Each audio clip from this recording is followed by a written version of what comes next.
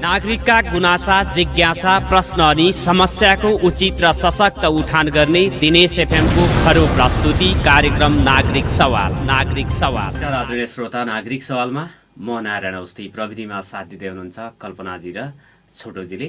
नागरिक सवाल Dinesh FM 93.8 megahertz, Dinesh खबरको फेसबुक पेजमा, लम्कीको लम्की एफएमबाट पनि यहाँहरूले हामीलाई सुनिराख्नुहुन्छ। मोबाइल एप्लिकेसन र अनलाइनबाट पनि सुन्न सक्नुहुनेछ। नागरिक सवालमा विविध विषयमा, विविध प्रसङ्गमा कुराकानी गर्छौँ बिहान 7:30 देखि 8:30 आज मैले कुराकानी गर्दैछु लम्कीका हुनुहुन्छ, कैलालीको लम्की नगरपालिका वडा नम्बर 5-4 का दुईजना दाजुभाइ हुनुहुन्छ, भानु बजगाई, हेमन बजगाई। पेसाले उहाँ सिए हुनुहुन्छ, चार्टर्ड एकाउन्टेन्ट, र उहाँको परिवारको एउटा रमाइलो पक्ष, एउटा मात्रै होइन धेरै रमाइला पक्षहरू रहेका छन्। 3 जना भाइ, सबैभन्दा कान्छा रमेश बजगाई र भानु बजगाई सबैभन्दा जेठो हुनुहुन्छ, माइलो हेमन बजगाई र भानु बजगाईको मिसेज पनि चार्टर्ड एकाउन्टेन्ट नै हुनुहुन्छ, उमा खनाल। एउटै परिवारमा 4 जना सिए भएको परिवार छ। कैलालीको लम्की चुहा नगरपालिकामा देवीराम बजगाई बुवा, आमा चाहिँ दिपादेवी बजगाईका पुत्र दुवैजनालाई मैले स्टुडियोमा बोलाएको छु। यो एउटा चाहिँ बिरलै हुने संयोग परिवारमा यस्तो 3 जना भाइ, 3 का 3 सिए, 1 जना बुहारी पनि सिए र उहाँहरूले काठमाडौँमा सिए यो चार्टर्ड एकाउन्टेन्टको चाहिँ अफिस खोल्नु भएको छ, एसोसिएट्स बजगाई एन्ड एसोसिएट्स काठमाडौँको नयाँ बानेश्वरमा। लम्कीमा रहेको छ एउटा फर्म, धनगढीको सटकपुर शहीद गेट नेरै Bajgai and associates Dipdev business adviser भनेर उहाँहरूले यो शाखा खोल्नु भएको छ तिहारपछि। र भानु बजगाई, हेमन बजगाई, रमेश बजगाई उहाँहरूले भारतका विभिन्न सहर, हैदराबादबाट उहाँले दिल्लीबाट सिए गर्नुभएको छ भने बेलायतबाट उहाँले चाहिँ भानु बजगाईले MBA गर्नुभएको छ। यो 1 घन्टाको बसाइमा मैले उहाँहरूका पारिवारिक पृष्ठभूमि, कक्षा 1 देखिकै पढाइको अवस्था, पारिवारिक अवस्था, कसरी 3 जना अनि चौथो सदस्य पनि थपिनु भएको छ र 1 जना बहिनी हुनुहुन्छ, MSc गर्दै हुनुहुन्छ। हजुर, बुवा चाहिँ भारतमा सामान्य चौकीदारी गरेर छोराछोरीहरूलाई यस्तो एउटा चाहिँ सिए भनेपछि पढ्नै मुस्किल हुने, पढाउनै मुस्किल हुने भनेर ठानिन्छ। तर उहाँहरूले चाहिँ कसरी पढ्नुभयो भन्ने कुरा म सोध्नेछु। दुवैजनालाई नागरिक सवालमा स्वागत छ। धन्यवाद। सन्चै हुनुहुन्छ नि? हजुर, एकदमै सन्चै छ। अब प्रश्न कहाँबाट सुरु गर्ने भन्ने भयो। तपाईँहरू चाहिँ अछामको कमल बजार नगरपालिका वडा नम्बर 5 बजगाउँका बजगाईजीहरू। हजुर, तपाईँहरू कैलालीमै जन्मिनु भएको? हामी हैदराबादमै जन्म्यौँ। सुरुमा हाम्रो बुवाले चाहिँ हैदराबादमै काम गर्नुहुन्थ्यो, एउटा चौकीदारीको काम गर्नुहुन्थ्यो। म र मेरो बहिनी अमृता जन्मिनेसम्म हैदराबादमै थियौँ हामी। त्यसपछि हाम्रो हेमन सर र रमेश सर चाहिँ कैलालीमा जन्मिनु भयो। अब प्रायः सबै पश्चिमीहरूले जस्तै हाम्रो बुवाले पनि इन्डियामा काम गर्ने, हैदराबादमा। आमाले चाहिँ यता घरहरू हेर्ने, छोराछोरीलाई हेर्ने अथवा पढाउने काम गर्नुहुन्थ्यो। अब जन्मको सुरुवात यसरी भयो। पढाइको सिलसिलामा हामीले लम्कीचुवा वडा नम्बर 2 मा रहेको राष्ट्रिय उच्च माध्यमिक विद्यालय, हाम्रो एउटा सरकारी स्कुल हो, त्यहीँबाट हामी सबै भाइ बहिनीहरूले त्यतै पढ्यौँ। 10 पास 1 देखि 10 सम्म। त्यति बेला बुवालाई अहिले, आमालाई कति वर्ष हो? बुवा 65 वर्षको हुनुभयो, आमा 63 वर्षकी हुनुहुन्छ। 2 वर्षको ग्याप छ दुईटामा। अझै यङ हुनुहुन्छ होला? अझै यङ, हामीभन्दा फिजिकल्ली हेर्ने हो भने त हामीभन्दा यङ हुनुहुन्छ। हामी अलि अब नयाँ जेनेरेसनहरू कहीँ न कहीँ बौद्धिक स्तरमा धेरै माथि भए पनि फिजिकली पछाडि नै छ। त्यो स्टामिना उहाँहरूमा छ, अझै यङ हुनुहुन्छ। घरको कुरै सबै कामहरू आफै गर्नुहुन्छ उहाँले, एउटा घर धानी राख्नु भएको छ। हामी घरमा कोही नै हुँदैन, रमेश सर पनि बिरलै हुनुहुन्छ, निर्देश अफिसमै हुनुहुन्छ। जस राम्रै फिट हुनुहुन्छ एकदमै। दर्शकहरू, तपाईँहरूले फेसबुक लाइभ हेर्दै हुनुहुन्छ भने बिचमा चाहिँ हाम्रो भानु सर हुनुहुन्छ, उता छेउपट्टि हेमन्त बजगाई, दुवैजना दाजुभाइ हुनुहुन्छ। एउटै पिताका 3 जना सन्तान, एउटा बुहारी, 4 जनाको परिवारमा 4 जना सिए भएको परिवार लम्कीमा छ। र उहाँको विदेशका धेरै देशहरूमा काम गरेर पनि फेरि चाहिँ स्वदेशमा पनि आफ्नै जिल्लामा काम गर्नुपर्छ, छोड्नु हुँदैन। भानुजीले त कैलालीलाई म वैकुण्ठ जस्तै मान्छु भन्दै हुनुहुन्थ्यो अगाडि।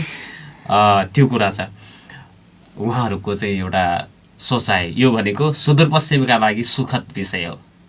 पलायनको यो ड्रेनका कुराहरू जो चाहिँ फेरि चाहिँ पढे लेखेको मान्छे पलायन हुने समस्याबाट देशै पीडित छ भन्ने कुरा आउँथे। तर अहिले देश होइन, प्रदेश पनि युवाहरू आउँदैछन्, यो सुखद पक्ष हो। म रमेशजीलाई सोध्न चाहन्छु, हेमन्तजीलाई सोध्न चाहन्छु। तपाईँलाई थाहा होला नि, बुवाले चाहिँ कति वर्ष इन्डिया काम गर्नुभयो? लगभग उहाँले सुरुमा चाहिँ 13-14 वर्षको उमेरमा जानुभएको थियो, इन्डियातिर जान सुरु गर्नुभएको थियो। अनि सुरुमा चाहिँ उता काला पहाड भन्ने त्यो साइडतिर जानुहुन्थ्यो। त्यसपछि 20-21 वर्षको उमेरमा चाहिँ उहाँले हैदराबाद जान सुरु गर्नुभयो। हैदराबाद चाहिँ अब तपाईँको आन्ध्र प्रदेश, अहिले तेलङ्गाना भन्छ त्यो ठाउँलाई, त्यसको राजधानी हो।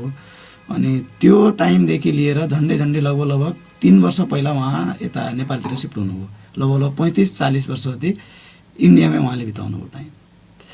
त्यो उमेर कस्तो हो भन्दा पहिलेको उहाँभन्दा अगाडिको दाजुभाइहरू अनि उहाँको भिनाजु हुनुहुन्थ्यो एकजना, उनीहरू चाहिँ हैदराबादमै बस्नुहुन्थ्यो। त्यो भए हुनाले अब त्यो एक तरहको उहाँहरूलाई पनि भने कि अब बिहे भयो, पारिवारिक सम्हाल्नुपर्ने अवस्था आएको छ, त्यो हिसाबले बाहिर कमाउन जानुपर्छ भन्ने उहाँको एक तरहको मानसिकता भइसक्यो भने अनि उहाँ चाहिँ इन्डिया आउनुभएको। अनि इन्डियामा चौकीदारी बजारको काम सुरु गर्नुभएको थियो उहाँले। त्यो सिलसिलामा पछि दिदीहरू 2टा दिदी चाहिँ हाम्रो भजगाउँतिर उहाँ जन्मिनु भएको थियो। त्यसपछिको सन्तानहरू चाहिँ 3टा दिदी पछिको अनि हैदराबादमा जन्मिनुभयो। अनि लास्टमा 2टा म र मभन्दा पछाडिको रमेश चाहिँ हामीहरू कैलालीतिर जन्म्यौँ। त्यो हिसाबले बिचको इन्टरभलमा फेरि कैलालीतिर सिफ्ट भयौँ हामीले। त्यहाँ अलिकता ल्यान्डहरू जग्गाहरू एक्वायर गऱ्यौँ। त्यसपछि किनिसक्यो भने त्यहाँ घरसर पनि लगाइयो अनि उतातिर पर्मानेन्टली हामीहरू सिफ्ट भएको।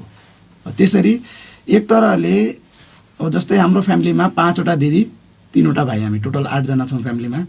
अनि अब 8 जना फ्यामिलीलाई उहाँले पढाउनु भयो, लेखाउनु भयो, घरको खर्च सबै चिज एकजनाले इन्डियामा चौकीदारी गर्नु भनेको एक तरहको मलाई कहिलेकाहीँ आफै अचम्म लाग्छ कि सिए भएको मान्छेले पनि त्यत्रो फ्यामिलीलाई धान्न सक्दैन होला कि बुवाले कसरी गर्नुभयो त भन्ने। त्यो एक तरहको अब उहाँसँग छोरा फ्यामिलीहरूमाथि भएको उनीहरूको एक माया र सद्भाव देखिन्छ कि त्यसमा। अनि मैले कहीँ पनि देखाएको छैन कि त्यत्रो माया सद्भाव र मेहनतले आफ्नो छोराछोरीहरूको लागि ज्यान दिने बाउमा मैले मतलब आफ्नै बाउमा मात्रै देखिरहेको छु कि आजभोलि। अरू ठाउँमा धेरै ठाउँमा विचार गरेको हुन्छु, देखिरहेको हुन्छ होइन। 2-3टा छोराछोरी भए पनि अलिकता झन्झिटिलो मान्ने सिचुएसन आएको देखिरहेको हुन्छु। तर उहाँले चाहिँ ऋण लागे पनि उहाँको के थियो भन्दा कन्सेप्ट, ऋण लागोस् हाम्रो त जस्तो पनि दिन भयो, तपाईँहरूको दिन चाहिँ राम्रो होस् भन्ने उनीहरूको सोच थियो कि छोराछोरीहरूको। त्यो हिसाबले उहाँले पढाउनु भयो, लेखाउनु भयो। जति नै ऋण लागे पनि तपाईँलाई हामीले जस्तै अब उनको कस्तो थियो भन्दा पहिलाको टाइममा अब ब्याङ्किङ च्यानल त्यति राम्रो थिएन, ब्याङ्कबाट लोन लिने सिस्टमहरू अरू सिस्टमहरू राम्रो थिएन। त्यो कारणले गर्दा त्यतैतिर जो अब साहु भन्थे उहाँहरूले होइन, उनीहरूबाट अब 100 रुपियाँको 3 रुपियाँ ब्याज, 5 रुपियाँ ब्याज, त्यो हिसाबले अब ऋण लिने। अनि अब घरको खर्च पढाइ गर्न गयौँ हामीहरू। सुरुमा अब हाम्रो उहाँ जानुभयो पढ्नको लागि, त्यसपछि म पनि गएँ पढ्नको लागि। अनि अहिले हाम्रो अमृता जो एमएससी गरे भन्नुभयो नि उहाँ पनि पढ्नको लागि जानुभयो। त्यसरी अब आधा फ्यामिली नेपालतिर पढ्न लागे, आधा फ्यामिली इन्डियातिर पढ्न लागे। सबैको कलेज फीहरू, पढाइ फी त्यो पनि प्राइभेटमा पढ्थे, त्यो जान्ने घरको खर्च। उहाँले ऋण लिएर पनि उनलाई सबैलाई पढाउनु भयो कि। अब मान्छेको तपाईँको एउटा बजारमा काम गर्ने मान्छे 8 लाख 10 लाख रुपियाँ ऋण लाग्यो भने त धेरैले टेन्सनमा आइहाल्छन् नि। तर उहाँलाई एकदम पनि चिन्ता थिएन। आज 20,000 चाहियो भने 20,000, भोलि 30,000 चाहियो भने 30,000, डिमान्ड जति थियो सबै पुरा गर्नुभयो। तर हो त्यसले गर्दा के हो भन्दा त्यति बेला तपाईँहरूलाई हामी 8 जना त दाजुभाइ दिदीबहिनीहरू छन्। हजुर, चौकीदारीबाट थोरै आउँछ हजुर खर्च धेरै छ, कसरी धान्नुहुन्छ होला भन्ने सोच्नुहुन्थ्यो कि सोच्नुहुन्थ्यो? हुन्थ्यो। यो सोच मैले हजुरलाई उदाहरण नै दिएँ। हामी दिदी र मसँगै पढ्थ्यौँ। हामीले एउटा सेट अफ किताब मात्रै किन्थ्यौँ। दुई दिदी बहिनीहरूलाई एउटा सेट किताब किन्ने, 4वटा सब्जेक्ट मैले लिने, 4वटा दिदीले लिने। अनि त्यसमध्येबाट नि स्कुलबाट पनि हामीले धेरै सहयोग भएको थियो। त्यति बेला फी पनि एकदमै कम हुन्थ्यो, हुन त 30 रुपियाँ 40 रुपियाँ सरकारी स्कुल हो, त्यति कठिनाइ थिएन। तर बाँकी कस्टहरूमा हामी धेरै कटौती गर्थ्यौँ। मलाई अझै पनि उदाहरण छ, बुवा म सिए पढ्न जाँदाखेरि बुवाको खुट्टामा प्रब्लम भएको थियो, उहाँ जान सक्नुहुन्थेन।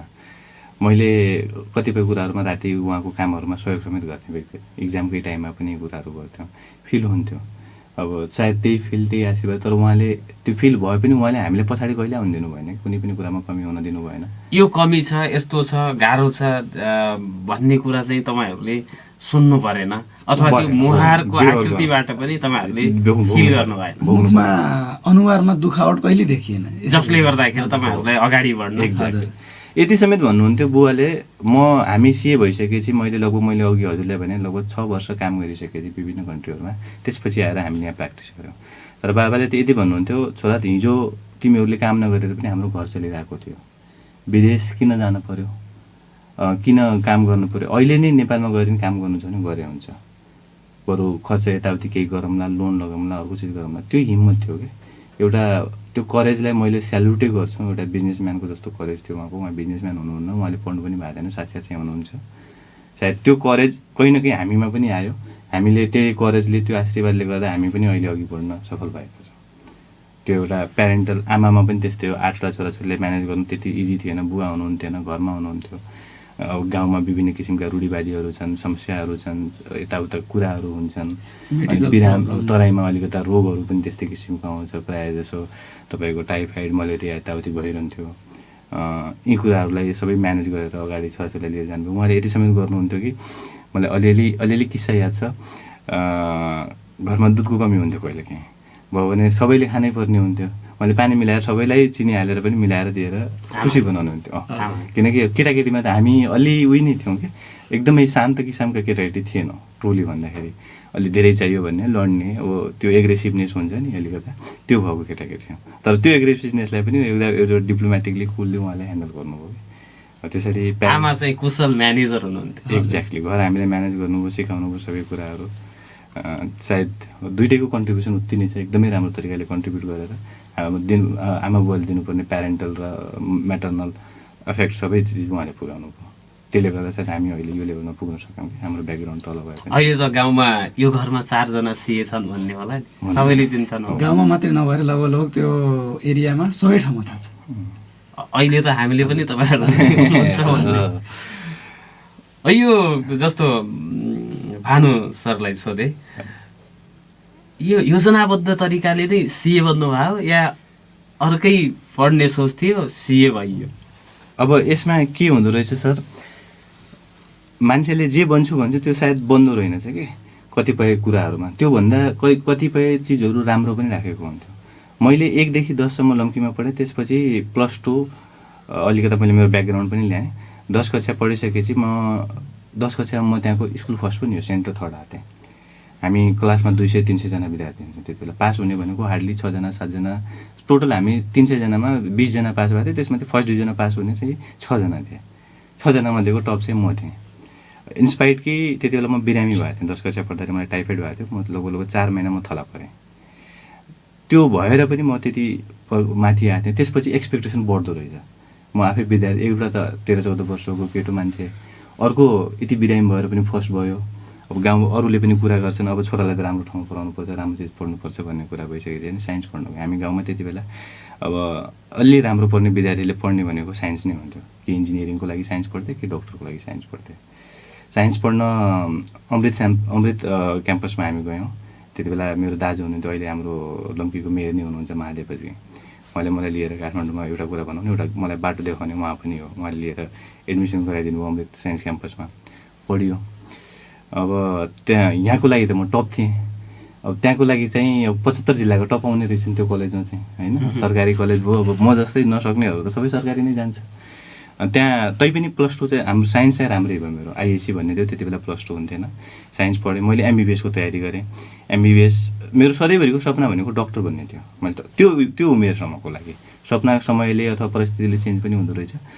एमबिबिएसमा मेरो अलग अलग इक्जाम हुन्थ्यो त्यति बेला। एउटा आइयुएम भन्ने थियो, इन्स्टिट्युट अफ मेडिसिन भन्ने, त्यसले इक्जाम लियो। त्यसमा मलाई त्यति राम्रो पर्फर्मेन्स भएन। त्यसपछि मिनिस्ट्री अफ एजुकेसनले बङ्गलादेशको लागि इक्जामिनेसन लिन्थ्यो, त्यहाँ मेरो नाम निक्लिएको थियो पार्ट स्कलरसिपमा।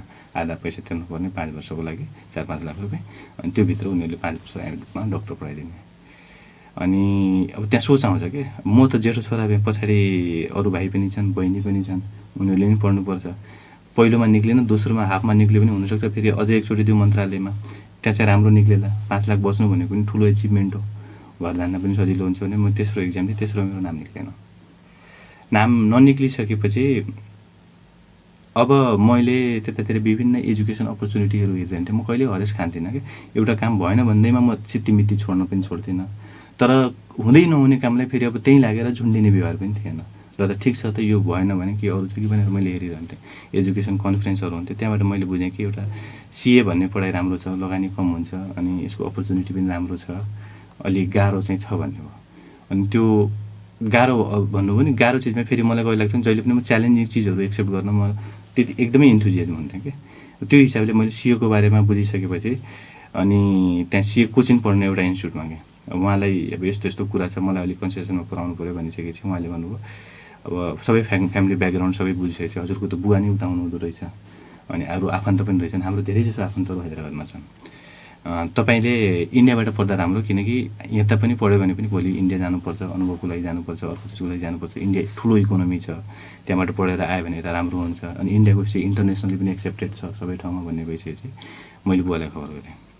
बुवा इन्डियामै हुनुहुन्थ्यो, उहाँले त्यहाँ बुझ्नु भएछ सिएको बारेमा सबै चिज। यति समेत बुझ्नुभयो कि क्लासमा गएर उहाँले एउटा किस्सा सुनाउनुहुन्थ्यो। एउटा टिचरले क्लासमा उहाँ बुझ्न जाँदाखेरि बोलाएछ, तपाईँ स्टुडेन्ट हो भनेर बुवालाई सोधेछ। होइन म त स्टुडेन्ट होइन, मेरो छोरा भन्थ्यो। त्यसो भए अनि छोरालाई पठाइदिनुहोस्, तुई भाइ दुःख नगर्नुहोस्। सिए अरूले गरिदिएर, अरूले बुझिदिएर, अरूले अर्को चिज गरिदिएर पढ्ने विद्यार्थीको लागि हुँदै होइन।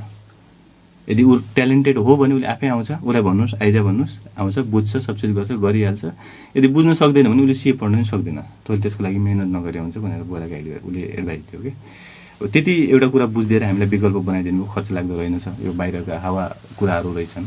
एउटा कुरा त अलि रहेछ कि अलि डिफिकल्ट चाहिँ छ। डिफिकल्ट के कारणले छ भन्दा गाह्रै पनि होइन कि रकेट साइन्स चाहिँ होइन। पक्कै मैले अहिले पनि कोही एस्पाइरेन्ट विद्यार्थीहरू छन् भने उनीहरूलाई पनि एउटा इन्सिस्ट गरेर के भन्न चाहेँ भने गाह्रो छैन, सजिलो कुनै विषय छैन कि, तर अलि के छ भने तपाईँले वेल म्यानेज गरेर हल्का धैर्यता चाहिँ एकदमै चाहिन्छ। हजुरसित धैर्यता छ भने यु क्यान डु सी। आज नभए भोलि, भोलि नभए पर्सि तपाईँ डेफिनेटली गर्न सक्नुहुन्छ। धैर्यता चाहिने कारण पनि के छ भन्दा एउटा लेभलमा फेल भयो भने अर्को इक्जाम दिन पाइँदैन। जस्तो हामी बिबिएसमा के हुन्छ, फर्स्ट इयरमा फेल भयो भने सेकेन्ड इयर दिन पाइन्छ, होइन? यहाँ पाइएन। तपाईँको सिएमा 3वटा लेभल हुन्छ, एउटा फाउन्डेसन सिपिटी भन्छ, सिए इन्टर भन्छ, सिए फाइनल हुन्छ। फाउन्डेसन नसकेसम्म इन्टरमा जान पाइएन, अनि अट्कियो भनेको अर्को एउटा विषयमा पास हुनलाई तपाईँको 40 नम्बर ल्याउनु पऱ्यो, अनि एउटा पुरै ग्रुपमा पास हुनलाई 50% कभर गर्नु पऱ्यो। यो कुराले गाह्रो भएको, तर यसलाई पनि यो कुरालाई एउटा अपर्च्युनिटी पनि छ सिएमा। अरू सब्जेक्ट जस्तो बाइट गर्नु पर्दैन। तपाईँ प्र्याक्टिकली जुन रियालिटीमा गर्ने कामहरू हुन्छन् त्यो कुराहरू, जुन रियालिटीमा नियम कानुनको कुराहरू हो, ट्याक्सको कुराहरू हो, त्यसलाई व्यवहारिक रूपले उतार्न सक्नुभयो भने सजिलो छ कि। एकदम बुक लिखित प्रश्न पनि सोध्दैन सिए इन्स्टिट्युटले। त्यो आर्टिकुलेसन स्किल भयो भने मान्छेले सजिलै गर्न सक्छ, टाइम म्यानेज गर्यो, वेल गर्यो भने। त्यसरी एमबिबिएस गर्ने डक्टर सोच सिए बुझ्दै जाँदाखेरि सिए यो बेटर छ भन्ने लाग्यो। अब त्यति बेला मैले सिए मेरो लागि एउटा चोइस नभएर बाध्यता थियो अथवा बचेको विकल्प त्यो मात्रै थियो। तर भइसकेपछि त यो भइसकेपछि मैले रियलाइज गरेँ, किनकि सिए त एउटा भाष रहेछ कि एउटा तपाईँले कुनै पनि देशको अथवा कुनै पनि समाजको एउटा आर्थिक व्यवस्थालाई ट्रान्सपेरेन्सी ल्याउने, त्यो आर्थिक व्यवस्था के कस्तो छ भनेर त्यसको एउटा लेखा परीक्षण गर्ने, त्यसका ट्याक्सका सुझावहरू दिने, ट्याक्स नियमहरू ड्राफ्ट गर्ने, अनि त्यसपछि गएर तपाईँको विभिन्न बिजनेस आइडियाहरू दिने, बिजनेसको इभ्यालुएसन गर्ने, एउटा अर्थतन्त्रको सबैभन्दा ठुलो मेरुदण्ड रहेछ। अनि त्यसपछि मलाई रियलाइज भयो कि हो डक्टर पेसा पनि उत्तिकै भ्यालुएबल छ आफ्नो ठाउँमा, नो डाउट। मैले उसलाई तल भन्न अथवा माथि भन्दा पनि उत्तिकै इक्विभ्यालेन्ट छ। ह्याभिङ सेड द्याट म सिएमा आएर मलाई खुसी लाग्यो, म भित्रको ट्यालेन्ट यता रहेछ क्या, जुन इनर्जेटिक छ, एउटा सबै कुराहरू छ, बिजनेस नलेज भएको, अवेरनेस भएको, डिप्लोमेसी भएको, प्रोएक्टिभनेस भएको, यी कुराहरू मलाई यता धेरै गरे। मेरो स्किलहरू पनि मलाई अहिले रियलाइज भइरहेछ कि सायद डक्टर भएको त्यति फिट हुन्थेन, सिएमा आएर मेरो स्किलहरू अझ फिट भयो कि सायद त्यो पेसेन्स। तपाईँ सिए भइसकेपछि, पढ्न थालिसकेपछि अनि भाइहरूलाई पनि तपाईँले नै डोर्याउनु भयो कि म हेमन्त सरलाई सोध्छु, तपाईँहरू दाइलाई देखेर डोरिनु भयो कि अब भित्रैबाट जाग्यो त्यो हजुर इच्छा? जस्तै उहाँले भन्नुभयो नि त, पहिला सुरुमा डक्टरको लागि तयारी गर्नुभयो, अनि पछि अब विकल्प नभएर जाने कुरा गर्नुभयो नि त। त्यो हिसाबले हामीले पनि साइन्स ब्याकग्राउन्डबाटै गएको, मैले पनि अब स्कुल मोतीपुरमै पढेको, त्यो टाइममा म पनि स्कुल फर्स्ट आएको थिएँ 10 पढ्दा। त्यसपछि अनि मसँगै मेरो 2वटा दिदी पनि सँगै पढ्थे, मभन्दा अगाडिको, उहाँभन्दा पछाडि मभन्दा अगाडिको 2टा दिदी, म सँगै एउटै क्लासमा पढ्थ्यौँ हामीहरू। अनि अमृता अलि उहाँ ट्यालेन्टेड हुनुहुन्थ्यो, त्यो भयो हुनाले उहाँ र म चाहिँ अनि साइन्सको लागि इन्डियातिर पढ्न थाल्यौँ। त्यो टाइममा उहाँ उता सिए पढ्दै हुनुहुन्थ्यो, बुवा पनि इन्डियातिर हुनुहुन्थ्यो, त्यो भयो हुनाले अब हामीहरू उतातिर कलेज सुरु भयो। त्यसपछि अब इन्ट्रान्सको तयारीको लागि म नि काठमाडौँ आएँ। त्यहाँ सुरुमा आइओएमको इक्जाम दिएको थिएँ मैले, अनि आइओएमको इक्जाम दिँदाखेरि चाहिँ तपाईँको कति 86, 87 आएको थियो मेरो नम्बर चाहिँ, तर नाम निकाल्नलाई चाहिँ 92, 93 भन्दा माथि ल्याउनु पर्ने रहेछ कि। अनि त्यो हिसाबले गर्दा अब तपाईँको कस्तो हुन्छ भन्दा सिट एकदमै कम, इन्ट्रान्स इक्जाम दिनेको अब सङ्ख्या तपाईँको लगभग 12,000देखि लिएर 18,000, 20,000सम्म हुन्थ्यो। अनि त्यो हिसाबले अब एउटा लेभलमा नाम ननिस्किसकेपछि अब एमओईको तयारी गर्ने सुरुवात भयो। फेरि अनि त्यसमा पनि नहुने भन्ने भयो भने अनि अब हामीले उहाँले सल्लाह दिनुभयो कि त्यसरी बसेर फ्रस्ट्रेटेड हुनुभन्दा ट्राई नगरे त होइन, ट्राई त गरियो मल्टिपल टाइममा, अनि त्यही भएर बरु सिएमा लाग्नु बेटर छ भन्ने सल्लाह सजेक्सन आइसक्यो भने अनि म चाहिँ अनि ब्लाइन्डली सबै छोडेर अनि सिए पढ्नलाई उता हिँडेँ म। त्यसपछि त्यहाँ अब साइन्स ब्याकग्राउन्डबाट कमर्समा गइयो, अनि त्यहाँ सिए सुरुमा अब हाम्रो इन्ट्री लेभल हुन्छ सिपिटी लेभलमा, अब मेरो चाहिँ अब 2 महिना 2.5 महिनाको क्र्यास कोर्स भन्ने हुन्थ्यो त्यहाँ, त्यो लगेँ। त्यसमा पनि सुरुमा मेरो लगभग डिस्ट्रिक्सन नम्बर आएको थियो। अब साइन्सबाट कमर्समा जाँदा पनि अब त्यसरी अब मेरो 200मा 167 आएको थियो मेरो। अनि रमेश सबैभन्दा कान्छो भाइको चाहिँ के भयो? उहाँ चाहिँ को पनि स्टोरी एक्ज्याक्टली सेम हो, साइन्स नै पढ्नुभयो। कहीँ न कहीँ हामी सुरुवात सबैले साइन्सबाटै गऱ्यौँ, इन्ड अफ भयौँ सबै सिएमा, एक्ज्याक्टली उहाँको जस्तै भएको। सबैजना स्कुलको टपर थिए, सबैजना। त्यहाँ मोतीपुर स्कुल पढ्दा त बजगाई कुनै पनि आयो भने हामी दाजुभाइ भयौँ, बहिनी भयौँ, कहिले काहीँ भतिजाहरू भयो भने यिनीहरू भयो भने त टप यिनीहरू नै हुने भन्ने एउटा उखानै बसिसकेको थियो कि बजगाईहरूको दबदबा थियो पढाइमा। अब चाहिँ सिए यो चाहिँ उसमा चाहिँ हुने भयो। अहिले चाहिँ 4 जना त तपाईँहरू चाहिँ एकै परिवारको। हजुर। अनि तपाईँहरूबाट पनि अब यो चाहिँ एउटा प्रेरणा पाएर गाउँका पढ्न थालेका छन् सी? धेरै छन् अहिले त धेरै सुरु भयो। त्यति बेला त सिए भन्ने हामीले कसैलाई थाहै थिएन कि। मैले सिए पढ्दा त धेरैलाई अवेरनेस थिएन। अहिले कतिपय नयाँ जेनेरेसनहरू सिए पढ्न गएछन्, दिल्लीतिर प्रायः जसोले दिल्ली पढ्न जान्छन्, काठमाडौँ सुरु गरे छन्। अब म एकदमै त भन्दैन 10%, 20% स्टुडेन्टले पढ्छ, तर जे होस् गिने चुनेका नम्बर भए पनि अहिले गइरहेको सिए पढ्न सुरु गरे।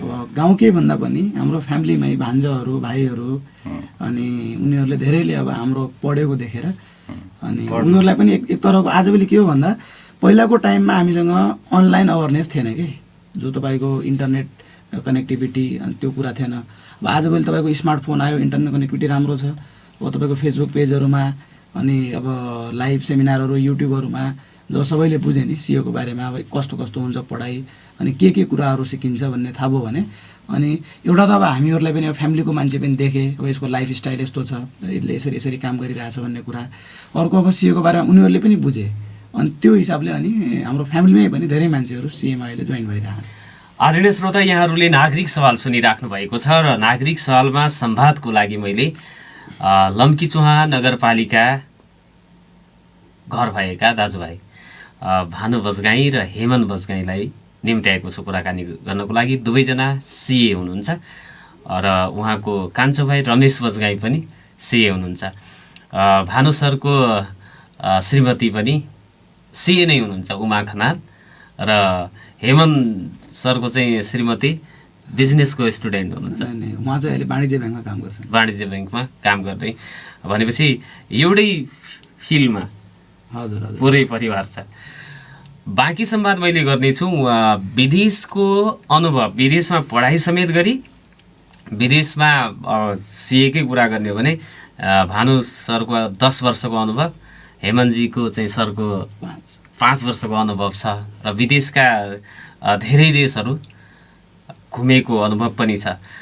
त्यो अवसरलाई छोडेर स्वदेशमा पनि अब काठमाडौँ होइन सुदूरपश्चिमकै कैलालीमा पनि सेवा दिनुपर्छ भनेर उहाँको 2टा कम्पनीको शाखा काठमाडौँमा नयाँ बानेश्वर, त्यसपछि लम्कीमा बसगाई एन्ड एसोसिएट्स, त्यसपछि मोतीपुरमा होइन, र धनगढीको शहीद गेड्नेर बसगाई and associates Dipdev business adviser शाखा यो तिहार पछि चाहिँ उहाँहरूले विस्तार गर्नुभएको छ। यो अब सिएका चाहिँ योगदानहरू, सिएको कामहरू, यसले चाहिँ बिजनेसलाई प्रवर्धन गर्न चाहिँ के कसरी चाहिँ सहयोग पुर्याउँछ आदि इत्यादि कुरा मैले व्यापारिक विश्राम पछिको समयमा गर्नेछु। सवाल दिनेश एफएम लम्कीको लम्की एफएमबाट पनि एकसाथ सुनिराख्नु भएको छ। फेसबुकमा पनि यहाँहरूले लाइभ हेर्न र सुन्न सक्नुहुनेछ। आज नागरिक सवालमा मैले बजगाई दाजुभाइलाई निम्त्याएको छु। भानु बजगाई, हेमन्त बजगाई, रमेश बजगाई र उमा खनाल पनि त्यही परिवारमा हुनुहुन्छ। 4 जना सिए परिवारको कुरा गर्दैछौँ। यो चाहिँ सिएको जुन चाहिँ चार्टर्ड एकाउन्टेन्ट छ, यो पढ्ने क्रममा पढिसकेपछि भानु सर त बेलायतबाट एमबिए पनि गर्नुभएको रहेछ। सो क्रममा अब बेलायतको समृद्धिले लोभ्याएन यहाँलाई त्यहाँ बस्न?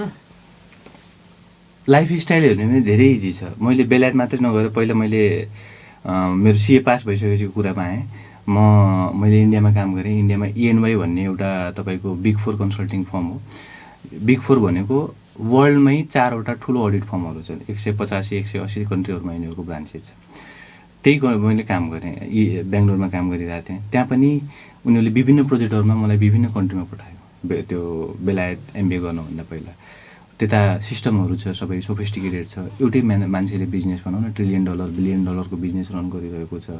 त्यहाँ हामी बिजनेस एडभाइजर भएर कन्सल्टिङ गरिरहेका छौँ। इभन इन्डियाले समेत मलाई यति अपर्च्युनिटी दियो कि म 25-26 वर्ष अथवा 23-25 वर्षको हुँदा मलाई उनीहरूले सिनियर म्यानेजर बनाए। उनीहरूकै इन्डियनहरू जस्तो सिए चार्टर्ड एकाउन्टेन्ट नै 40 वर्षको 45 वर्षको सिए मेरो जुनियर हुन्थ्यो कि कहीँ न कहीँ ट्यालेन्टको एप्रिसिएसन मैले यो देखिरहेको छु कि चाहे इन्डिया होस्, चाहे बेलायत होस् या चाहे मिडल इस्ट होस्, उनीहरूले एप्रिसिएसन गर्दो रहेछ। अनि हाम्रो प्रोफेसनलमा त अझ त्यति यो तपाईँको नेसनालिटी नेपाली हो भनेर अथवा यो हो भनेर पछि पर्दैन हुन्छ। पौधिक जग्गालाई सबैले स्वागत गर्दै रहेछ। लोभ्याउनु त त्यसले पनि लोभ्याउँथ्यो। तर ममा एउटा कुरा जहिले पनि दृढ सङ्कल्प के हुन्थ्यो भने म विदेश इन्डिया पनि गएँ, पढाइको लागि मात्र गएँ। मेरो कहिले पनि ऊ थिएन कि ल म विदेश गएर त्यहाँ सेटल हुनुपर्छ अथवा पैसा धेरै कमाउनुपर्छ अथवा यो यसो हुनुपर्छ भन्ने त्यो माइन्डसेट थिएन। मैले ओमानमा इन्डियामा काम गरेँ। त्यसपछि म लगभग तपाईँको Singapore, Vietnam, Malaysia, Kuala Lumpur, Georgia, London, Oman, तपाईँको त्यसपछि यता कतार, बहराइन अनि यी कन्ट्रीहरूमा विभिन्न प्रोजेक्टमा गएँ। त्यो विभिन्न प्रोजेक्टहरूमा मैले गरेको कामहरू हेर्ने हुन्छ नि हजुरले जस्तो बिजनेसहरू, ठुल्ठुलो बिजनेसहरू, 2टा बिजनेस एउटा भयो भने तिनीहरूको सिस्टमहरू कसरी ल्याउने, किनकि दुईतिरै इम्प्लोयरले काम गरिरहेको हुन्छ। जस्तो साधारण पनि हुन्छ नि त। एउटा एउटा एउटा एउटा हास्यात्मक मैले उदाहरण दिँदाखेरि जस्तो श्रीमान श्रीमतीको बिहे भयो। श्रीमतीको कल्चर अलग हुन्छ, श्रीमानको अलग हुन्छ। मेलमिलाप खाना दुवैले कहीँ न कहीँ कम्प्रोमाइज गर्नुपर्छ। त्यहाँ एटलिस्ट थकिलो बिहे भयो भने यो हुन्छ है, तपाईँको श्रीमती केटी मान्छे आउनुपर्छ, केटो घरमा यो चिज गर्नुपर्छ भने बिजनेस मर्ज हुन्छ त अझ डिफिकल्ट हुन्छ। जस्तो एउटा कम्पनी छ हाम्रो एनसेल छ अथवा एनटिसी छ। एनटिसी र एनसेल मर्ज भयो, भोलि बिहान नाम एनटिसी भयो भने एनसेलको कस्टमरले त छोड्न सक्छ, जति बेला पनि छोडेर अर्को स्काईमा जान सक्ला, अर्कोमा जान सक्ला। डे 1 स्ट्राटेजी के हुनुपर्छ बिजनेसको, त्यो कुरामा हामीले एडभाइस दिन्थ्यौँ। त्यसपछि फन्डिङहरूको कुरा भयो। मैले त्यही सिलसिलामा 2-3वटा कम्पनीहरूलाई लन्डन स्टक एक्सचेन्जमा पनि लिस्टिङ गरायौँ हामीले। जस्तो कम्पनीहरू इनिसियल पब्लिक अफरिङहरूमा जाँदाखेरि के कम्प्लायन्सेसहरू गर्नुपर्छ, भ्यालुएसनहरू हेऱ्यौँ, ड्यु डिलिजेन्सहरू हेऱ्यौँ, किनकि त्यहाँ पब्लिकको पैसा इन्भल्भ भएको हुन्छ। यदि हामीले सही सर्टिफिकेसन गर्ने होइन भने मानव 100 रुपियाँको सेयर छ, विच इज लाइक 1 पाउन्डको सेयर छ। यदि मैले त्यसको भ्यालुएसन बढाइदिएँ भने भोलि जनताले 2 पाउन्ड किन्यो र रियालिटीमा उसको पैसा डुब्न सक्ने अवस्था हुन्छ, ओभर भ्यालु हो। ती क्रिटिकलिटीका कुराहरू भए। अनि यही सिलसिलामा मैले यो गर्दै काम गर्दा मैले एमबिए जोइन गरेँ। मलाई एमबिए मैले खास मेरो आफ्नो पैसाले पढाएको होइन, मैले मेरो काम गर्ने कम्पनीले नै फन्डिङ गरे अब। उनीहरूले ल तपाईँमा हामीले कहीँ न कहीँ एउटा ट्यालेन्ट पायौँ, हजुरलाई अझ रिटेन गर्न चाहन्छौँ, तपाईँले हामीले यो गरायो भने अझ हजुरको पनि स्किल बढ्न सक्छ, हाम्रो अर्गनाइजेसनलाई पनि बेनिफिट हुनसक्छ। उनीहरूले फन्डिङ गराएर मलाई युकेको कोभेन्ट्री युनिभर्सिटी भन्नेबाट उनीहरूले MBA management and change management and leadership skill भन्ने एउटा स्पेसलाइजेसन हुन्छ त्यसमा। यो स्पेसलाइजेसनमा हामीले पढ्नुपर्छ। त्यसमा चेन्ज म्यानेजमेन्टमा के हुन्छ भने भोलि कुनै एउटा कम्पनीको सिइओ एमडी डाइरेक्टर छोडिदियो अरे ल, तर त्यसको अवसर खासै हामी नर्मल मान्छेलाई त थाहा हुँदैन, तर एकदमै ठुलो असर हुन्छ कि। तर त्यहाँभित्र गएका ब्युरोक्रेसीहरू ल त बोस गयो अब त जे गरे नि हुन्छ भन्ने हुन्छ। त्यहाँ ठुल्ठुलो फ्राउड हुनसक्छ, स्क्याम हुनसक्छ। हजुरहरूले सुन्नुहुन्छ अहिले ब्याङ्कमा यति स्क्याम भयो, यति क्यापिटल गेनको छली भयो, यति करहरूको भयो, सरकारलाई नोक्सान। त्यो भयो भने के हुन्छ, सरकारलाई नोक्सान भयो, पब्लिकको पैसा लान्छ, पब्लिकलाई नोक्सान भयो, थर्ड पार्टीलाई नोक्सान भयो। त्यो केसमा हामीले के गरिदिन्थ्यौँ भने हामी डे 1 स्ट्राटेजी चेन्ज म्यानेजमेन्ट हो कि म्यानेजमेन्ट चेन्ज हुने बित्तिकै के गर्नुपर्छ है त हामीले सुझाव दिने। त्यति बेला त सियुसिएफओ नपाइन सक्छ। अनि हामी त्यहाँ इन्टरमिडिएरी भन्छौँ ल, त्यो यस्ता नराम्रो कुरा हुनबाट बचाएर त्यो कम्पनीलाई अगाडि लिने। अर्को हुन्थ्यो वर्किङ क्यापिटल म्यानेजमेन्टहरू। हजुरले सुन्नुभयो जस्तो जेट एयरवेज डुब्यो भन्ने इन्डियाको ठुलो त्यत्रो प्लेनहरू छ, सम्पत्ति त कति छ, तर हामीसित लिक्विड क्यास भएन भने त गयो। हामीसित जग्गा होला, 100 बिघा होला, खाने घरमा धान चामल छैन भने त मान्छे पनि जान्छ। ठ्याक्कै बिजनेस पनि त्यस्तै छ क्या। प्रोपर्टी भएर पनि हामीले लिक्विड म्यानेज गरेनौँ भने त्यो पनि जान सक्छ। यी म्यानेजमेन्टका कुराहरू भए। यो कुराहरू सिक्नलाई मैले खास एमबिए गरेँ, जुन सायद सिएमा यति लिडरसिप स्किल म्यानेजमेन्टको स्किल त्यति छ न त, छ त्यसमा पनि सब्जेक्ट त्यति धेरै कुराहरू थिएन। यी कुराहरू मैले युकेबाट गरेँ। अनि प्र्याक्टिकली पनि मैले विभिन्न किसिमको एक्सपोजरहरू पाएँ। त्यो गर्दा म डेलोइट ओमानमा काम गर्दै गरेको यसलाई एक्जिक्युटिभ एमबिए भन्छ। डेलोइट ओमानबाट मैले अब एउटा मुड बनाएँ मैले 2017मा अब म रिटर्न हुन्छु, 2016को लास्टतिर अब म रिटर्न हुन्छु। अनि भनेपछि त्यसपछि उहाँले भन्नुभयो तपाईँ किन रिटर्न भयो? मैले भने होइन, म मेरो देश गएर म आफ्नै देशमा काम गर्न चाहन्छु। त्यसो नगर्नुहोस्, अपर्च्युनिटी चाहिन्छ भने तपाईँलाई हामी ट्रान्सफर गर्छौँ भनेर अब डेलोइट उहाँले डेलोइट लन्डनमा मलाई ट्रान्सफर दिनुभयो। त्यहाँ राम्रो प्याकेज दिन्छौँ, सबै चिज दिन्छौँ, तपाईँ त्यहाँ गएर काम गर्नुहोस् भनेर। मैले भने होइन ठिक छ, प्याकेज त मलाई यहाँ पनि राम्रै थियो, हुन त योभन्दा अझ राम्रो हजुरले दिनुभयो, त्यसको लागि थ्याङ्क यू भेरी मच, तर म जसरी नै फिर्ता जान सक्छु भनेर म त्यसपछि यता आएर अनि हामीले मैले नेपालको लाइसेन्स 2014मा ल्याएको थिएँ, तर 2014देखि मैले त्यति फुल प्लेज काम गरिरहेको थिएन। अनि 2017देखि 16को इन्टरदेखि हामीले बजगेन एसोसिएट भन्ने इस्टाब्लिस गरेर काम सुरु गऱ्यौँ। बिहे चाहिँ उमा खनालसँग कसरी यो सिलसिला अलि प्रायःसो प्रोफेसनल नेटवर्कले नै बनायो। मेरो बिए गराउने पनि सिए कोर्स नै हो भन्छु म त है। किन भन्दा सिएको सेमिनारहरूमा जान्थ्यौँ हामीले के हुन्छ नि, अघि मैले हजुरलाई भने हामीले अपडेट गरिरहनुपर्छ नलेज। अपडेट गरेनौँ भने हामी आज सिए सर्टिफिकेट छ भनेर खालि गर्व गरेर बस्यो भने भोलि डम बन्न सक्छौँ। लाइक साइन्सको फ्याक्टरहरू सधैँभरि युनिभर्सल रहन्छ, तर सिएमा के छ, बजेट चेन्ज हुन्छ, कानुन चेन्ज हुन्छ, नियम चेन्ज हुन्छ, बिजनेसको स्ट्रक्चर चेन्ज हुन्छ। आज 50 करोडको बिजनेस भोलि 100 करोड बनिन्छ। हामी त्यही हिसाबले आफूलाई अपडेट गरेनौँ भने क्लाइन्टले कसरी नलेज दिने, कस्टमरलाई दिन सक्दैनौँ। त्यो भएकोले सिए इन्स्टिट्युटले पनि एउटा गभर्नेन्स के बनाएको छ भने तपाईँले म्यान्डेटरी मिनिमम यति ट्रेनिङ गर्नुपर्छ है प्रत्येक वर्ष। यही ट्रेनिङकै सिलसिलामा हाम्रो भेट भएको थियो उमासित। त्यही भेट भयो। त्यसपछि अब कुरा गर्दै जाँदा बुझ्दै जाँदा एकअर्कालाई हामीले ल अब ठिक छ भन्ने कुरा पनि भयो। अनि घरमा बुवा आमासित पनि हामीले कुरा राख्यौँ, दुइटैतिरको आमा बुवाले पनि ठिक छ भन्ने कुरा भइसकेपछि यसरी बिहे भएको उमासित जोडिनुको कारण चाहिँ त्यो भएको थियो। 3 वर्ष भयो 3 वर्ष पुग्न थाल्यो, 2-4 महिना कमी नै छ। हेमन्त सर, तपाईँलाई लाग्यो त विदेश बस्ने र? मलाई त विदेश जानुभन्दा पनि पहिला सिए पढ्दा नै के थियो भन्दा मैले अब यतै आएर गर्नुपर्छ भन्ने सोच चाहिँ सुरुमै थियो मलाई। अब मेरो पनि अब एक तरहको बिग 4 फर्म नै हो। त्यहाँ अब जस्तै तपाईँको काम गर्ने कर्मचारीहरू पनि इन्डियाकै नभएर अफ्रिकन कन्ट्रीको, त्यसपछि गएर तपाईँको लन्डनबाट आउने, मेक्सिकोबाट आउने, अनि युएसएको काम गर्ने कर्मचारीहरू आउँथे त्यहाँ। उनीहरूसँगको अब रहनसहन इन्भिरोन्मेन्ट सबै अब थाहा त थियो। तर एक तरहले के हुने रहेछ भन्दा हामी जहाँ गए पनि, जस्तो तपाईँ मानौँ इन्डिया जाउँ, सिङ्गापुर जाउँ, मलेसिया जाउँ, जुनसुकै कन्ट्री जाउँ, तर आफ्नो घर जस्तो कुनै ठाउँमा लाग्ने रहेछ कि मान्छेलाई। मलाई त के हुन्थ्यो भन्दा सालमा 2-3 चोटि घर नआउँदा पनि सेटिस्फ्याक्सन नमिल्ने। त्यस्तो सिचुएसनमा बाहिर बस्न त गाह्रो हुन्थ्यो नि त मलाई। अनि त्यही भएर ल ठिक छ अब जति, किनकि हाम्रो सिए पढ्नुको के हो अर्थ भन्दा हामीले पढाइ गऱ्यौँ के को लागि त, सिक्नु पऱ्यो केही कुरा, जस्तै मैले तपाईँलाई भने नि त अब व्यवसाय रिलेटेड कुराहरू सिक्यौँ, इन्डस्ट्रियलाइजेसन रिलेटेड कुराहरू सिक्यौँ, अब ठुलो इन्डस्ट्रीलाई सिस्टम प्रोसेसहरू डिजाइनको कुराहरू सिक्यौँ। त्यो सिकेर त्यसले गर्दा केही न केही त्यसले त्यो बेनिफिट त हामीले यहाँको व्यापारलाई पनि दिन सक्छौँ नि त। त्यो भए हुनाले अनि मलाई के लाग्यो भन्दा पहिलाबाट नै हुन्छ, मैले पढाइ गरेँ, नलेजहरू सिकेँ, राम्रो राम्रो ठाउँको एक्सपोजर पनि मिल्यो मलाई, अब मैले यसलाई चाहिँ अब नेपालमा गएर युटिलाइज गर्नुपर्छ भन्ने त्यो मेरो सोच थियो।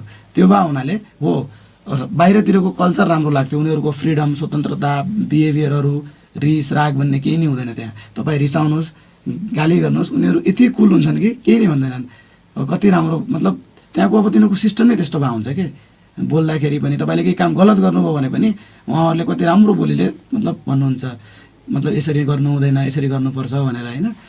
त्यो हुँदा पनि अब एक तरहको अब देशप्रतिको, आफ्नो बाआमाप्रतिको, गाउँप्रतिको माया चाहिँ सबैभन्दा माथि नै आउने रहेछ। त्यही भएर अनि यतातिर नै अब सिफ्ट भइयो भनौँ। अब अफिस पनि खोलियो, अनि अब अफिसमा अब एउटै फ्यामिलीबाट अब धेरै मेम्बर हो भने ल ठिक छ। अब किनकि तपाईँको अहिले अब राज्यहरू विभाजन भइसक्यो भने, किनकि अब आफ्नो राज्य नै ग्रो गराउने हो। त्यो हो भने सुदूरपश्चिमको लागि तपाईँको धनगढी अत्तरिया लाइन त पुरा अब एक तरहले इन्डस्ट्रियलाइजेसनमा जाने हो। अनि अब तपाईँको धनगढी अत्तरिया मार्केट भनेको त अब तपाईँको सुदूरपश्चिमको हब नै हुने भयो कि। अनि यहाँ अफिस नहुनु भनेको त मेरो सुदूरपश्चिममा केही नै छैन भने जस्तो हुन्छ। त्यही भएर चाहिँ हजुर सुदूरपश्चिम धनगढीको अफिस तपाईँले हेरिराख्नु। हजुर हजुर। अनि यो सम्भावना छ तपाईँहरूको अब मैले हजुरलाई व्यवसायको एउटा छिमेकी राष्ट्रको उदाहरण जोड्न चाहेँ यसमा। हाम्रो छिमेकी राष्ट्र भारत छ नि त। भारतको केन्द्रीय राजधानी दिल्ली छ, तर मुम्बईमा व्यवसाय गर्ने मान्छे कहिले पनि दिल्ली आउन चाहन्न।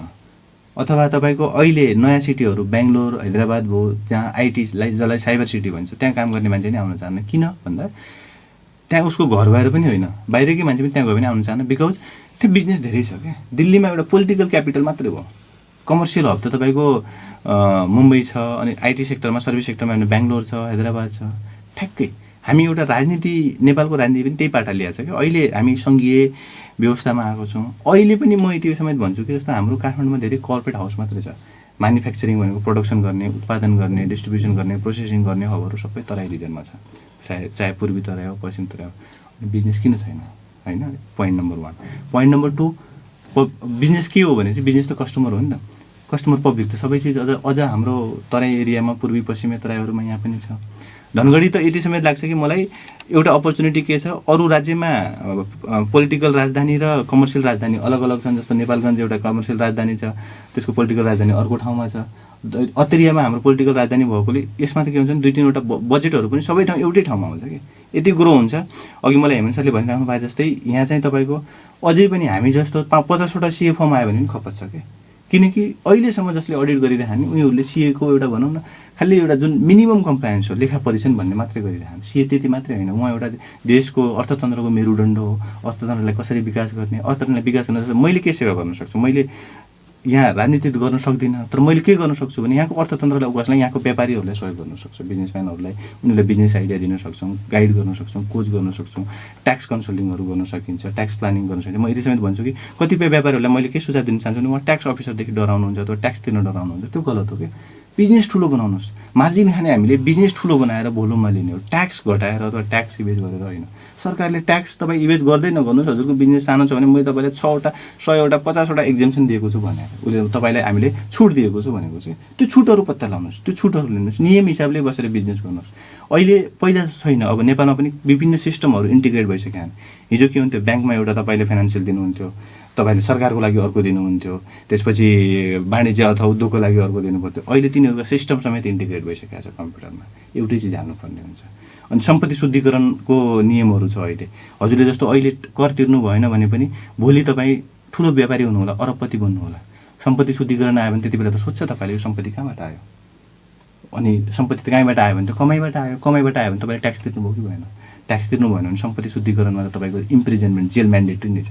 हजुरले खालि फाइन जरिवाना तिरेर मात्र बाहिर निक्लिन सक्नुहुन्न। त्यही भएर हजुरले आवश्यक पर्छ कन्सल्टेन्ट लिनुहोस्, राम्रो कन्सल्टेन्ट लिनुहोस्, सबै चिज लिनुहोस्, बिजनेस ग्रो गर्नुहोस्, तर सरकारलाई ट्याक्स पे गरेर। ट्याक्स पे गर्ने हजुरले खालि सरकारको लागि नभएर हजुरकै लागि पनि हो। त्यही इन्फ्रास्ट्रक्चर कहीँ न कहीँ गभर्मेन्टमा लाग्ने हो, रोडमा लाग्ने हो, अर्को चिज लाग्ने, बरु सरकारमा भएका कमी कमजोरीहरूलाई औँल्याउनु। सरकार पनि कमी छ, कतिपय कुराहरूमा सरकारको कमी के छैन भने सिस्टम हामीसित छैन। सरकारले नियम ल्याउँछ, सिस्टम छैन। अनि अलिकति व्यवसायहरूलाई ट्रेनिङ अथवा युजर फ्रेन्डली इन्भाइरोमेन्ट छैन। अब त्यो कतै कतैबाट विकनेस भएको दुइटैतिरबाट हुन्छ। तर हामी भनेको इन्टरमिडिएट हो त्यो केसमा। हामीले दुईजना अब सरकार अथवा व्यवसायहरूलाई पनि सही तरिकाले लिमिट, उनीहरूलाई पनि एउटा इन्टरमिडिएट बिचको बाटोबाट उनीहरूलाई सही तरिकाले लिन सिकाउने, व्यापारहरू ग्रो गर्नको लागि हेल्प गर्ने।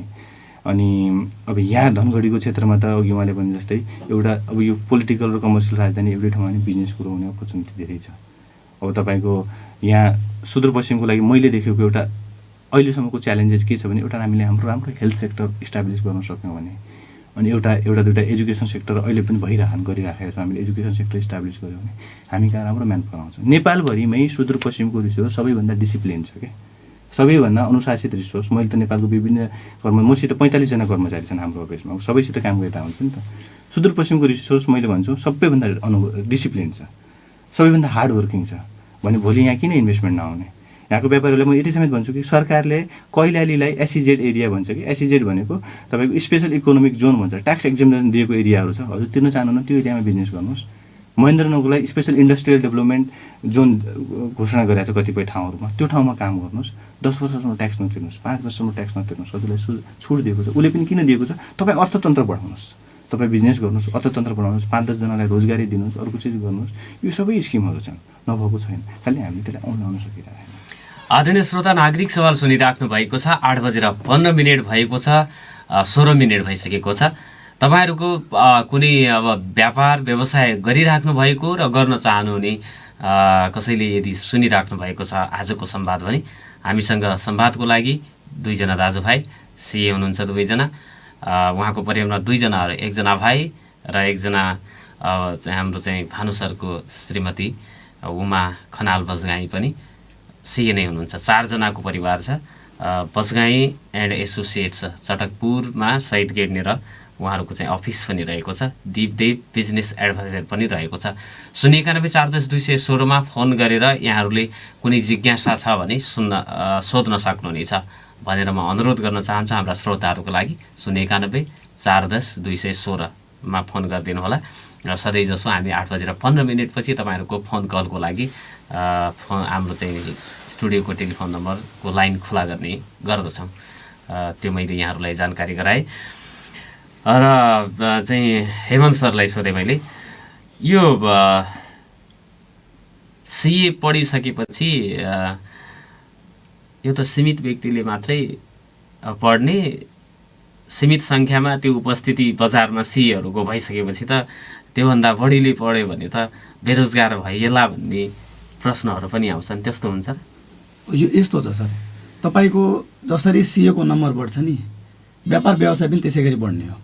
मानव तपाईँ आजभन्दा 10 वर्ष पहिला हेर्नु होला, धनगढीमा सिए थिएन होलान्, अब 1-2 थियो होलान्, व्यापार व्यवसाय पनि कम थियो।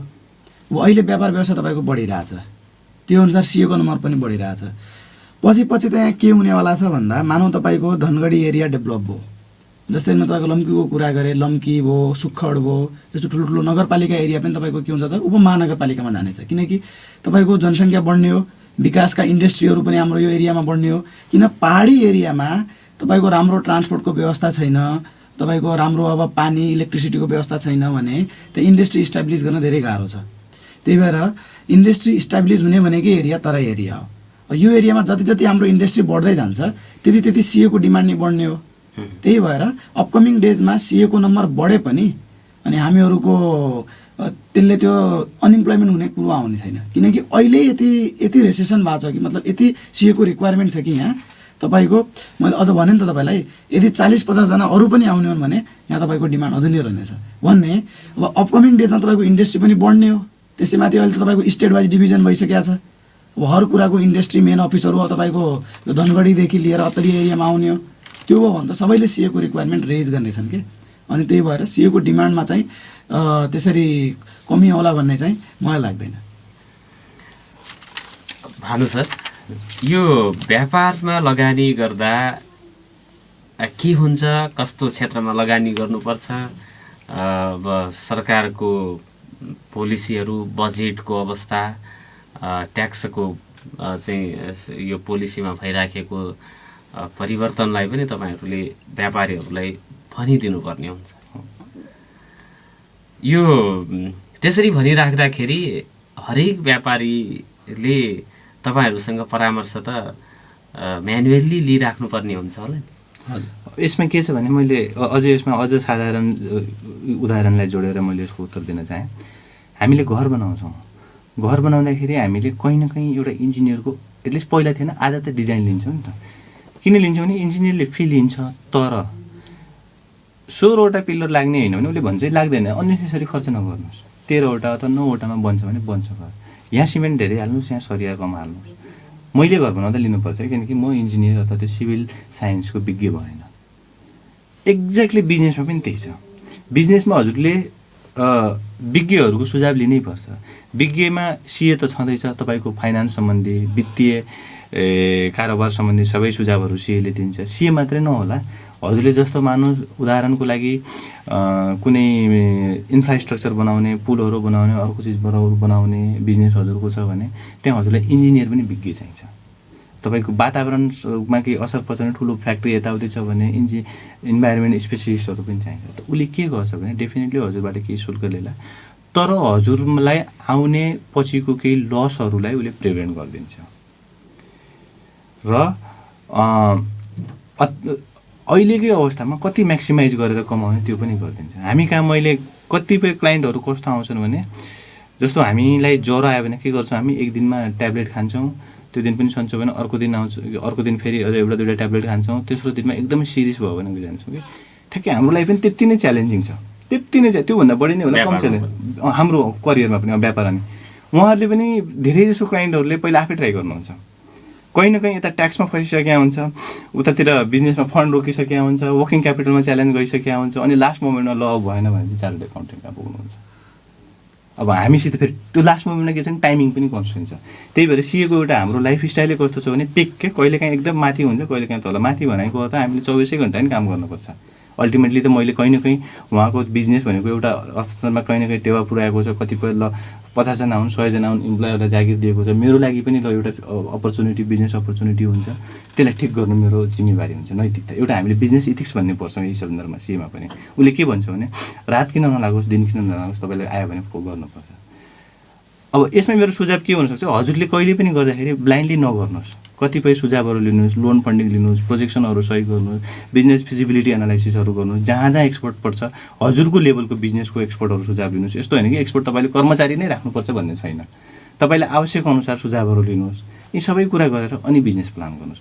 हजुरले अहिले 5% मार्जिन कमाउनु भएको छ भने म तपाईँलाई लेखेर दिन्छु, तोकेर दिन्छु, हजुरले 10% त्योभन्दा माथि गर्न सकिन्छ। अथवा मार्जिन सेम होला तर तपाईँको बिजनेसमा फरिबर प्रब्लम नआउला, लङ टर्म सस्टेनेबल रहला बिजनेस।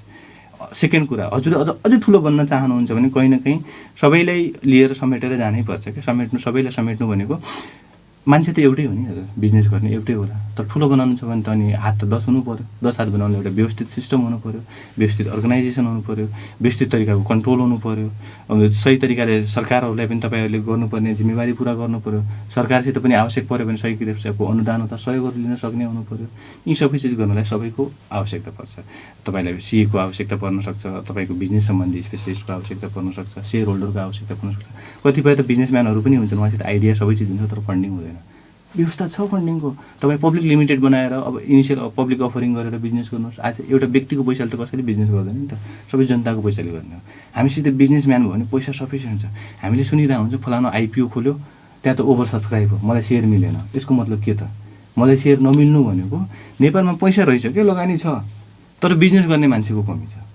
त्यही भएर नहात्तिनु, सही मान्छे कहाँ पुग्नुहोस्, उसले तपाईँले त्यो बाटो देखाइदिन्छ पब्लिकको पैसालाई कसरी युज गर्ने। त्यो युज गर्नलाई त चाहियो नि त स्टेपहरू। तपाईँले सेबीमा तपाईँको नेपाल स्टक एक्सचेन्जमा दर्ता गर्नु पऱ्यो, सेक्युरिटी एक्सचेन्ज बोर्ड अफ नेपालबाट रजिस्ट्रेसन गर्नु पऱ्यो, अब राष्ट्र ब्याङ्क रिलेटेड कम्प्लायन्स भने त्यो गर्नु पऱ्यो। पैसा लाउनु त जनता रेडी छ, यी चिजहरू गर्नुहोस्। कुनै पनि आइपिओ छैन, लगभग 80-90% आइपिओ ओभर सब्सक्राइब हुन्छ। तपाईँको विश्वमा कहीँ हुँदैन। त्यहाँ बिचराहरू डरले जनताले किन्छ कि किन्दैन भनेर एउटा अन्डर राइटर भनेको त्यो बिचको ग्यारेन्टर हो कि, जनताले किनेन भने म किने भने उसलाई 10% कमिसन 20% कमिसन दिएर लिन्छ। नेपालमा त्यो आवश्यक छैन। यसको मतलब नेपालमा जुनसुकै कम्पनीको पनि मोटा सबै आइपिओहरू ओभर सब्सक्राइब भइरहेको हुन्छ, सबैले सेयर पाइरहेको हुन्न। यसको मतलब नेपालमा पैसा छ भनेपछि बिजनेसको लागि लगानी गर्नको लागि पर्याप्त चाहिँ सम्भावना छ। तर त्यसलाई त्यो सम्भावनालाई क्यास गर्न हो आइडिया चाहियो त्यो आइडिया यहाँहरूले दिनुहुन्छ हो। यो त्यही मोटिभले तपाईँहरूको चाहिँ बजगाई एन्ड एसोसिएट्स र दिपदेव बिजनेस एडभाइजर सँगसँगै छ। सँगसँगै छ। अब दिपदेव बिजनेस एडभाइजरले हाम्रो अहिलेको चार्टर्ड एकाउन्टेन्टको रोल पनि के हो भने तपाईँहरू खालि त्यो लेखा परीक्षणमा सीमित होइन, लेखा परीक्षणभन्दा माथि कतिपय कुराहरू छन्। लेखा परीक्षण त बिजनेस ग्रो भयो भने पनि लेखा परीक्षण हुने हो, पहिला बिजनेस ग्रो गराउनु पनि हाम्रो अपर्च्युनिटी हो, हामीहरूको सब्जेक्ट पनि त्यही हिसाबको हुन्छ। यो कुरामा अझ ठुलो योगदान छ। हेमन्त सर, तिहारपछि चाहिँ लगत्तै धनगढीमा खुलेको छ, अनि कस्तो छ क्लाइन्टहरूको चाहिँ? क्लाइन्टहरूको रेस्पोन्स चाहिँ एकदमै राम्रो छ। जब म तिहारपछि यता अफिसको लागि अफिस सर्चिङ अब रेन्ट प्लेसको लागि लगभग झन्डै 1 हप्तादेखि 10 दिन जति यहाँ बसेँ, त्यो टाइममा जो अफिस म्यानेजमेन्टको कामहरू अनि जो मैले अब फर्निचर फिक्सिङहरूको कामहरू थियो त्यो गरिरहेको क्रममा पनि क्लाइन्टहरूसँग, जस्तै मैले फर्निचरको लागि क्लाइन्ट ठाउँ गएँ कि अरू चिजको लागि क्लाइन्ट ठाउँ गएँ भने उनीहरूसँग इन्ट्रेक्सन हुन्थ्यो मेरो, अनि उनीहरूको रेस्पोन्स एकदमै राम्रो थियो। मेरो अफिस सेटअप गर्नुभन्दा पहिल्यै नै लगभग धेरै क्लाइन्टबाट रेस्पोन्स राम्रो भइरहेको थियो। अनि त्यो के हो त भन्दा उनीहरूलाई पनि समस्या रहेछ कि क्लाइन्टहरूलाई अकाउन्टिङ कसरी गराउने, ट्याक्सको कामहरू कसरी गराउने। कर कार्यालयको मान्छेहरू आउँछन्, उनीहरूले अब तपाईँको भ्याट रिलेटेड क्वेसनहरू गर्ने रहेछन्, भ्याट रिलेटेड कम्प्लायन्सहरू सोध्ने रहेछन्, तपाईँले यो मेन्टेन गर्नु भएन त्यो मेन्टेन गर्नु भएन भन्ने रहेछन् हो, किनकि ट्याक्सवालाहरूले पारदर्शिता चाहन्छन्। उनीहरूले यो भनेको छैन कि तपाईँहरू हामीलाई के अरे धेरै ट्याक्स तिर्नुहोस् यो गर्नुहोस् भन्ने छैन।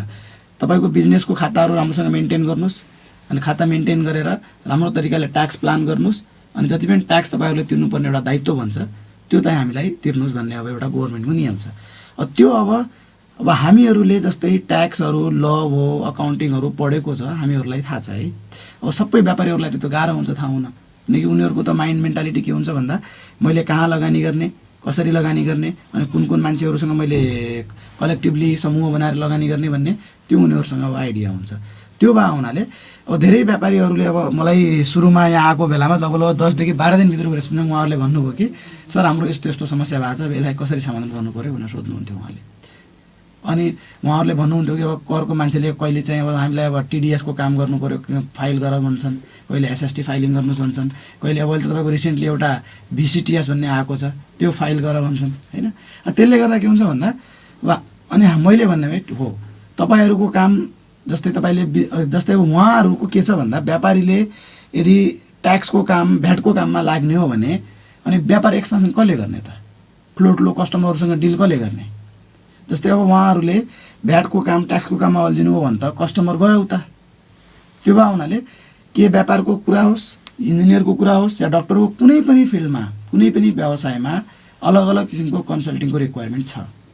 त्यसले गर्दा के हुन्छ भन्दा एउटा तपाईँको टाइम सेभिङ हुने भयो, जो टाइम तपाईँले दिनभरि अकाउन्टिङ चेकिङमा लगाउनुहुन्छ, एउटा व्यापारीले जो अकाउन्ट कति मेरो पैसा आयो, कति गयो, कति लिनु छ, कति दिनु छ भन्ने कुरामा जो टाइम लगाउँछन् त्यो टाइम दिनको आधा टाइम उहाँहरूको सेभ भयो भने केही न केही त आइडिया आउँछ नि त, नयाँ बिजनेसको आइडिया आउँछ, नयाँ प्रोजेक्ट प्लान आउँछ। मानव 2 जना व्यापारीहरूसँग भेटघाटै भयो भने पनि केही न केही नयाँ व्यापारको बारेमा डिस्कसन हुन्छ। त्यही बाटो हो कि नयाँ व्यापार सुरु हुने भनेको। एउटाले भन्छ यस्तो व्यापार गर्दा कस्तो होला, अर्कोले भन्छ यस्तो व्यापार गर्दा कस्तो होला भनेर उनीहरूको एनालाइसिस आउने भयो। अनि त्यो कुरा अनि उहाँहरूले हामीलाई भन्ने भए, अनि हामीहरूले बिजनेस फिजिबिलिटी प्रोजेक्सनहरू आइडियाहरू बनाएर दिने भयो। त्यसले गर्दाखेरि के हुने भयो त भन्दा उनीहरूलाई सजिलो हो, किनकि यहाँ जो अलिकति यहाँ कन्सल्टेन्ट राखेर हुने काम उहाँहरूले कन्सल्टेन्ट राखेर गर्नुभयो भने उनीहरूको बिजनेस बढ्ने भयो कि एक तरहले।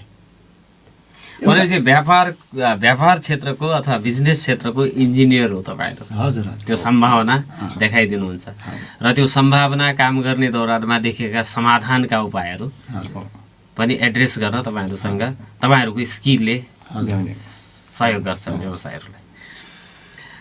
हवस्, यो सुखद संवादको लागि दुवैजना दाजुभाइ आइदिनु हो। 4 जना परिवारमा सदस्य, 3 जना भाइ सिए भएको यो सुखद संयोग हो। अरूका लागि पनि तपाईँहरूको परिवार उदाहरणीय छ, अझै उदाहरणीय बनोस् र सुदूरपश्चिमले तपाईँबाट चाहिँ योगदान प्राप्त गरोस्। शुभकामना दिँदै धन्यवाद पनि दिन चाहन्छु। धन्यवाद, तपाईँले पनि यो अपर्च्युनिटी दिनुभयो।